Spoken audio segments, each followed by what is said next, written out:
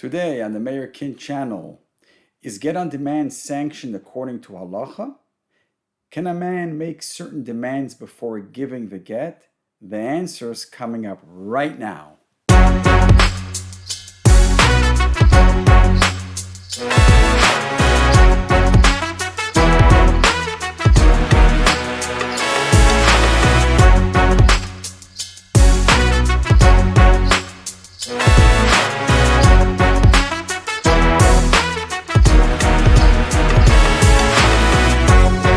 Hello again, everyone, and welcome to the Meir Kin channel, where I provide you with the knowledge you require regarding genuine Jewish divorce law while exposing the fabrications, falsehoods, and misinformations spread by the ignorant, the corrupted rabbis, feminist Jewish groups, and even some women themselves. Lately, we have witnessed so-called Aguna activists publicly demand from certain men to grant a get to their wife without any consideration to the man's point of view, the man's halachic rights, or the man's dignity. With that I mean that they will shame him and his family until he grants a get without any considerations or conditions. Well, is that justified by halacha? Are all gittins supposed to be given on demand, period? Today I will endeavor to prove to you from 3 sources that in fact it is not so. What I'm about to present to you should prove without a shadow of a doubt that what you have been hearing on social media about get withholders, get refusal, agunas, etc. is nothing more than a false propaganda that has no basis in halacha or the Torah. I've been saying for a long time that today we don't have real agunas, as you will soon see. There are situations that in fact are very prevalent today that prove that men can place certain conditions before issuing a get, and in one of the following cases, a woman is told point blank that she's not entitled to a get, period. Let me present to you the first scenario. Scenario number 1 is discussed in the Rambam Hilchos Ishus, Perek Chav Beis, Halacha Vav. The Rambam quotes in the name of the Goinim about a case where a woman is sick and perhaps has a terminal illness, and she asks a get from her husband so that he should not be able to inherit her after she passes away. It is obvious that she's not in love with her husband, otherwise it wouldn't bother her that he would inherit the estate. So what would you say is the halacha in such a case? Is he obligated to give her a get because she demands it or not? Let's say she even tells the Beis Din, I don't want to live with him any longer. What is the halacha in such a case? Well, if you would ask Ora, Flatbush Clown, Rabbi Weissman from the RCA, and countless other rabbis, they would oblige him to issue a get, because according to them, get refusal is a form of domestic abuse. So I'm sorry to inform them all that the Rambam says clearly in the name of the Goinim that we refuse her request. Additionally, the Rambam ends by saying, V'din yofeh hu zeh, which means this is a fair and just ruling. So let's understand this. A fair and just ruling? This woman is very sick. Can't you grant her a last wish? This very same Rambam rules in another situation related to a claim of moasalai, which means that I want to get because he's repulsive to me, that in such a case we can coerce him to give her a get.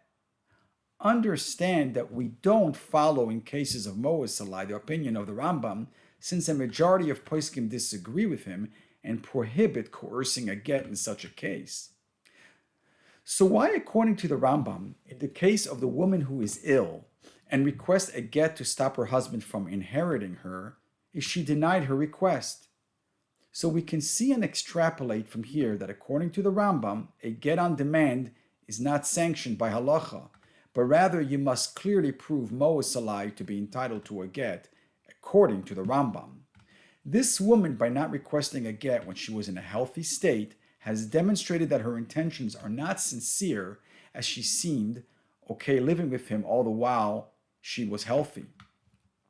Keep in mind that most poskim rule that you never coerce a man to issue a get in cases of moredis or moasalai, and therefore this halacha does not change anything or highlight anything new that we didn't know. But still, it clearly shows us that get on demand is not a Torah concept, but an invention of rogue players in the 21st century. Ironically, several commentaries on the Rambam already stated centuries ago that had the Rambam lived in our days, he would prohibit coercing a get even in cases of Mo'us Alai, since many women who cast their eyes upon other men to marry will feign the claim of Mo'us Alai. So we see from here that if it is revealed that her motives for divorce are not sincere, then her husband can deny her a get. Scenario number 2, also brought down in the Rambam Hilchas Ishus, Perek Chov Gimel Halacha Tezayin, and this halacha is derived from a Gemara in Ksubis Daf Kuf Ches Omed Beis and Kuf Tes Omed Aleph, that a woman who promises her groom a sort of dowry before he consummates the marriage, and she subsequently reneges or does not deliver her promised dowry, even if it's not her fault, the halacha dictates that if he so wishes, he can keep her in a state of limbo, where he neither consummates the marriage nor gives her a get until she fulfills her promise of giving him the dowry. Now wait a minute. We have a case here where a man performed the kiddushin, but not the chuppah. This is a scenario where in the distant past, the two stages of marriage, kiddushin and nisuin, or chuppah, were not performed at the same time as we do today. Rather, they were spaced out by several months. In any case, once the groom performs the first stage known as kiddushin, she's considered fully married and requires a get at this point should she decide that she doesn't want or he doesn't want to consummate the marriage. But the question remains, why does the halacha support the man's decision of neither consummating the marriage nor issuing her a get? In fact, in the words of the Gemara, it says that he can make her wait until her hair turns white. Is he not holding her hostage and is a real tyrant? If he doesn't want to take her as his wife, then let her go. What is it her fault that she has no money to pay him? She wants to marry him, but it is the groom that won't consummate the marriage nor release her with a get. I think we could all agree that to the ordinary bystander and surely to Aguna activists, this groom seems to be cruel. So once again, we can extrapolate from this case and the above case that these women are not entitled to a get and therefore are not considered agunos. In the first case, the woman's request was ignored because her reason for asking a get was not acceptable as a valid reason to divorce according to halacha. That's correct. No fault divorce does not exist in the Torah. In the second case, it was something that she caused, that she promised and didn't deliver, that is held against her, and therefore he could keep her in a state of limbo until she pays up. I could see where Aguna activists would be angry and protesting in the streets, demanding a get, but remember, I'm just a messenger delivering to you what the Gemara and the Poskim say about such a case. This again illustrates that you can't go with your feelings or with what you perceive as abusive and unfair.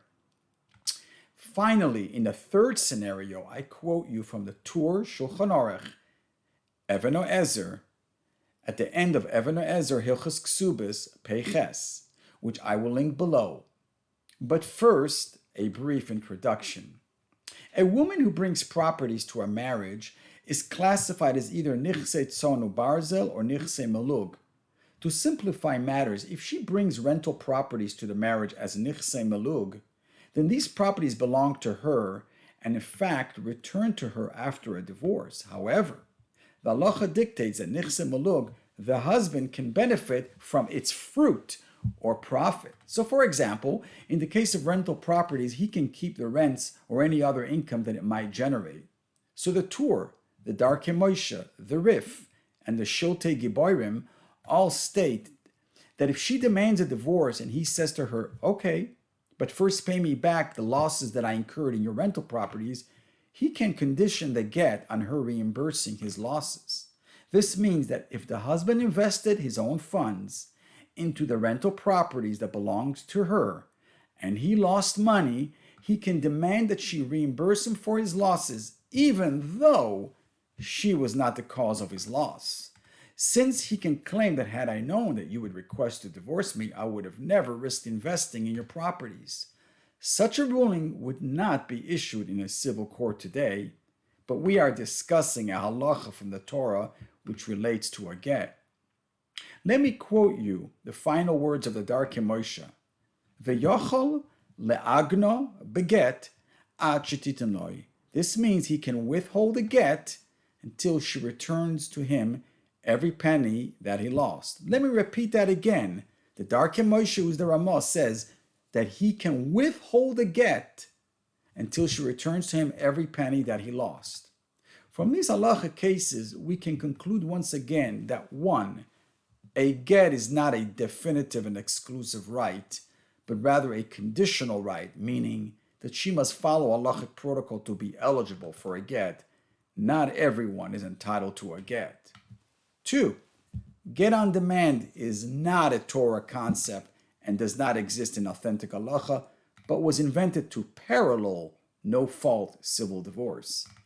3. A man can condition a get on certain monies to be reimbursed before the delivery of a get, even if the woman was not directly involved or caused those losses. 4. Certainly then, if a woman causes direct losses to the man, such as financial losses relating to civil court litigations, i.e., lawyer fees, child support, alimony, etc., he can surely demand those monies be returned before the issuance of a get. And 5, Jewish halachic divorce does not accept or condone no-fault divorce as a right to divorce. Halacha allows a woman to walk out of a marriage if she so wishes. She is not trapped. However, to walk out and to demand and force a get is not allowed. In such a case, she needs to employ persuasion as a means to be granted a kosher divorce. For decades, we have witnessed scores of unscrupulous Bezdin and Aguna activists using coercive methods to obtain a get, but know that these gittin are not kosher. One such example was the Bezdin of Mendel Epstein, who for decades was kidnapping and torturing men to issue a get against halacha. The rabbis at large were silent to his nefarious practices, and only after he was caught in an FBI sting operation did some rabbis openly admit that his gittin were all invalid. By the way, according to halacha, beating up a man for a get or shaming him in public to give a get are equal in being not kosher or invalid. Halacha views any form of coercion as absolute coercion. I will link below a previous video discussing the Mendel Epstein story. Therefore, any woman who rapes a man in the civil courts by taking away his children and his assets, causing the man untold financial damages, is liable, according to halacha, to reimburse all his losses prior to the issuance of a get. Any person demanding a get from a man who incurred these losses, whether he's a dayan, a rabbi, a guna activist, or anyone else, and attempts to coerce this man, is guilty of violating the halachas stated above, rendering such a get as invalid. These people are culpable to all the sins associated with such actions, whether they are sins of public shaming, lashon hara, adultery, or mamzerim. Many of you watching this video have been misled by fake money-hungry rabbis who will fabricate and twist halacha to enrich themselves with the business of writing gittin, issuing fake seruvim to coerce parties to attend to their din Torah, where they can charge you $1,000 an hour. Or you are being misled by Aguna activists who are pretenders to be Torah observants, but in fact are followers of a new religion called Jewish feminism that at its core does not believe in the tenets of the Torah, as they collide with the main core principles of their religion, aka feminism. Therefore, they too have fabricated facts, reformed halacha, and covered up the evil deeds of their female clients, like parental alienation, financial losses, false orders of protection, imprisonment, etc. You can easily understand and correlate why Jewish feminists support and promote parental alienation. You see, if you abuse the Torah and you abuse the man's rights, then this will lead you to abuse the child as well. To better illustrate how Aguna activists lie and fabricate facts, please watch my series on Flatbush Girl as one example of an Aguna activist that promoted lies about Rabbi Gestetner and I. She also labeled my ex-wife, Lana Rabag, as an Aguna, while a get has been waiting for her to pick up since 2008. She does this because she admits that she's a feminist, and she also admits to being paid for her services. Once money, greed, heresy, and false ideologies enters one's mind, then you can be reassured that truth and the Torah will fly out the window. Although from my words you might conclude that I'm a staunch defender of men and an antagonist of women, this is not so. Rather, I'm a defender of the Torah, the truth, and will stand up to false accusations and false interpretations of the Torah. It just happens to be that in the past 20 to 30 years, most public accusations in matters of Gittin have been hurled against men and not women. Since there have been few people to defend the halachic rights of the men, I've chosen to fill that role. But let me reassure you that in rare situations where a woman wants to follow in the path of the Torah and wishes to end her marriage in an amicable manner, conforming to all Torah guidelines, but the man is the one and only bad player, then I will not condone or support this man's actions, as he is the one violating halacha and the cause of strife. It is my fervent hope that all couples should have shalom bayis, and those who choose divorce should pursue peaceful and amicable paths to achieve fairness for both parties and their respective children. This is why I promote divorce through mediation and not Beis Din or the civil courts, where you can find corruption, injustice, high expenses, and protracted litigation. Many couples that are fighting over money find themselves after 2 to 3 years in litigation that the money spent in combined attorney fees amounts to $500,000 or more. This money could have been used instead in a settlement agreement and ended litigation sooner. Therefore, those of you who are just embarking on the path of divorce should ask yourself, what are your real goals with this divorce? Do you want to get and to move on and find a better spouse? Or are you bent on revenge and destroying your partner? If you just want to move on, then seek the peaceful way out so your spouse, who's already hurt by the news of the impending divorce, will come to terms sooner than later. This path will likely produce a get early on, which not only affords you a kosher get, but peace of mind and the ability to move on with life with less trauma or drama. If you choose to fight and to deprive your partner of his halachic rights to his children and assets, then know that not only are you violating the Torah, hurting your children, but at the end of the day, your experience will likely tarnish your desire to seek remarriage from all the fallback related to protracted litigation and produce no get or a non-kosher get. To the man, I say, shalom bayis must be something that you seek out, not when she separates from you, but from day one of your marriage. Don't wait until she decides to end the marriage, because women's groups are plentiful, and once she decides to consult with others, she will find it easy to decide to divorce, and then the moving locomotive will be harder to stop, and shalom bayis is thus likely to succeed. If you are from the lucky ones that has a wife that wants an amicable divorce, is willing to share 50-50, is not acting aggressively with you, and has not pursued civil litigation, then please act wisely to pursue a peaceful mediated end which will benefit both of you and the children from a financial, emotional, and physical perspective. Once an agreed and amicable settlement is achieved, a valid and non-coerced get should be included as part of the settlement. This way, both you and your partner, former spouse, can be equal and productive parents in raising emotionally healthy children. To achieve bracha, v'hatzlacha, one must be in a state of shalom, as it states, Hashem oiz la'amo yiten, Hashem yevarech es amo b'shalom. Thank you all for watching.